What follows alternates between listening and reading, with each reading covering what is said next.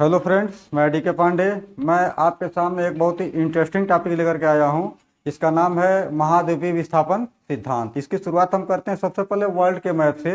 आपके सामने एक वर्ल्ड का मैप होगा जहां पे आपको सातों प्रकार के जो भी आपको कॉन्टिनेंट है आपको दिखाई दे रहे होंगे। एक तो यहाँ पे दिखाते हैं आपको उत्तरी अमेरिका है, ये दक्षिणी अमेरिका है, ये ग्रीनलैंड है, ये आपका ये कॉन्टिनेंट नहीं माना जाएगा इसको, ये एशिया है, और ये यूरोप है, ये अफ्रीका है, ये ऑस्ट्रेलिया है।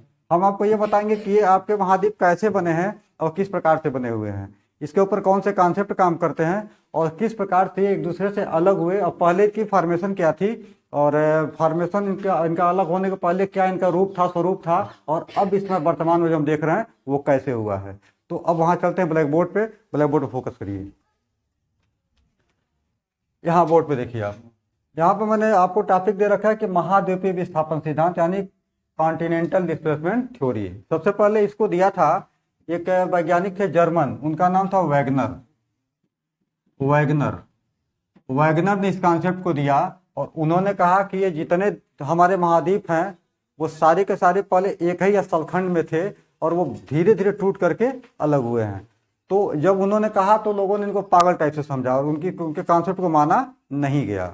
और लोगों ने बहुत सालों के बाद ये देखा कि हाँ, मतलब उन्होंने जो कहा था वास्तव में सही है। तो इस सिद्धांत को बाद में किताबों में पढ़ाया जाने लगा।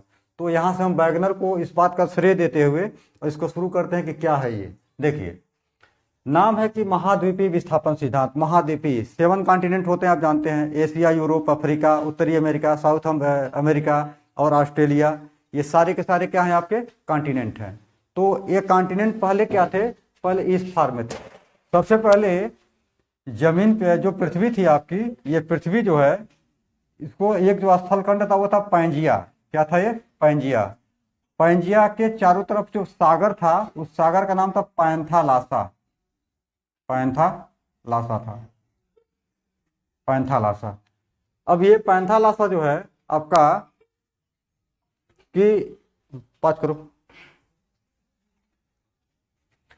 तो ये सागर जो था, सागर का नाम था पैंथालासा। अब क्या हुआ कि समय के साथ यह पैंजिया जो 2 पार्ट में टूट गया। पहले भाग का नाम पड़ा अंगारा लैंड और दूसरे का नाम पड़ा गोंडवाना लैंड। इन दोनों के बीच में जो सागर था उसको हम कह सकते हैं कि मतलब ये नीचे इसके स्थल ही था, लेकिन बीच में पानी भरने के नाते उथला पानी टाइप से समझिए कि मतलब बहुत गहरा नहीं था लेकिन उथला टाइप से था। और ये सागर था टेथिस सागर। ये टेथिस सागर जो है बाद में टेथिस सागर बीच में था, अंगारा लैंड इसके ऊपर, गोंडवाना लैंड इसके नीचे था। फिर धीरे धीरे बाद में क्या हुआ कि ये आपका अंगारा लैंड भी टूटा और गोंडवाना लैंड भी टूटा। टूटने के बाद क्या हुआ कि अंगारा लैंड से एक तो ये पार्ट बना ग्रीनलैंड, जिसको हम ग्रीनलैंड बोलते हैं, और एक बना उत्तरी अमेरिका। उत्तरी अमेरिका, ये आपको याद करना पड़ेगा कि क्या बना आपका, कि एक बना ग्रीनलैंड और एक बना उत्तरी अमेरिका। और एशिया और यूरोप ये दोनों ऐसे ही अभी टूटे नहीं थे, ऐसे ही पड़े हुए थे। और जो आपका ये गोंडवाना लैंड था, ये गोंडवाना लैंड से आपका टूटा, देखिए आपका यहाँ से क्या टूटा कि एक तो टूटा आपका ये क्या नाम है, अफ्रीका, और एक टूटा आपका साउथ अमेरिका। यानी गोंडवाना लैंड से कितने पार्ट हो गए यहाँ इस साइड में पूरब में, एक हो गया आपका अफ्रीका और एक हो गया साउथ अमेरिका। और यहीं से टूट के यह भी निकला कि ऑस्ट्रेलिया महाद्वीप भी निकला आपका। तो हम कह सकते हैं कि गोंडवाना लैंड से 1 2 3 पार्ट टूटे और तीनों पार्ट टूट करके 3 महाद्वीपों में विस्थापित हो गए, 3 महाद्वीप स्थापित हो गए।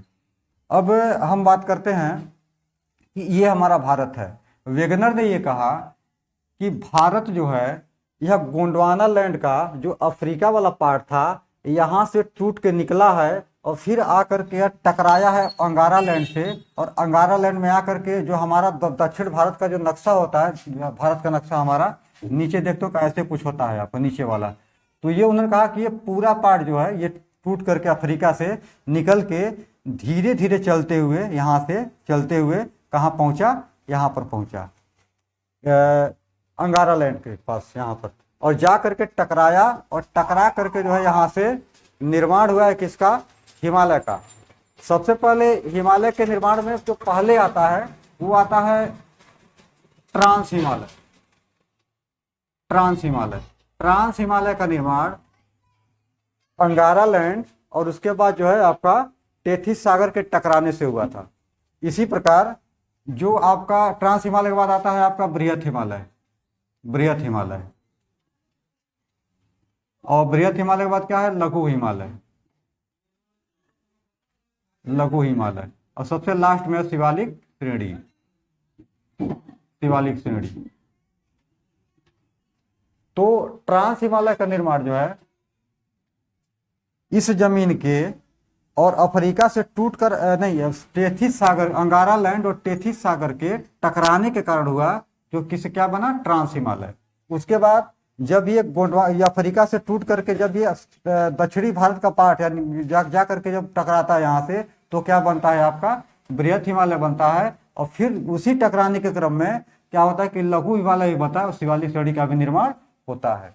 अब ये आपके फॉर्मेशन किसी एक दो दिन या घंटे में नहीं हुए हैं, ये आपके निर्माण जो हुए हैं कि हजारों हजारों साल के धीरे धीरे क्रमिक टकराव के कारण हुए हैं। और इसी को हम कहते हैं कि यह क्या है कि आपका महाद्वीपीय विस्थापन सिद्धांत है। सबूत क्या है इस बात का कि हमारा जो पार्ट है भारत वाला, ये दक्षिण भारत वाला, ये अफ्रीका का ही पार्ट है। तो अफ्रीका में जो शेर पाए जाते हैं वह शेर विश्व में कहीं और नहीं पाए जाते। यहाँ भारत का जो गुजरात का जो गिर है, गिर में ही पाए जाते हैं, विश्व के किसी और जगह में पाए नहीं जाते। और कहाँ पाए जाते हैं, अफ्रीका में पाए जाते हैं।